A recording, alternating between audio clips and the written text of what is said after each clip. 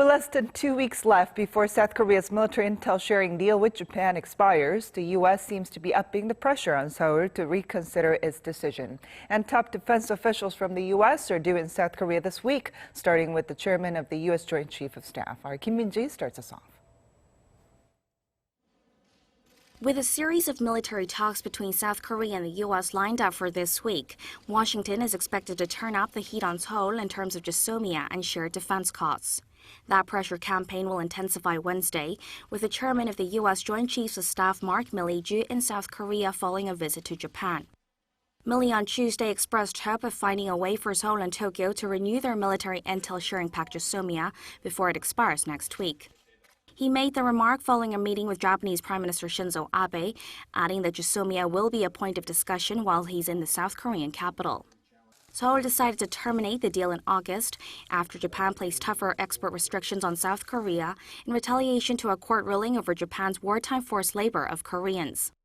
Unless Seoul retracts its decision, the pact will expire on November 23rd. Milley is also expected to pressure Seoul to contribute more to the cost sharing of U.S. troops stationed on the Korean peninsula, after saying the average American would question the need of having U.S. forces in South Korea. His remarks are in line with Washington's general view regarding GSOMIA and defense costs. On Tuesday, the commander of the U.S. Forces Korea, Robert Abrams, expressed concern that South Korea's decision to terminate GSOMIA could send a wrong message to their adversaries in the region.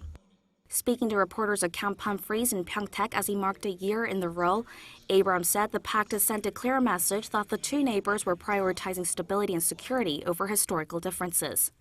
He said that with it, they are stronger in providing for a stable and secure Northeast Asia.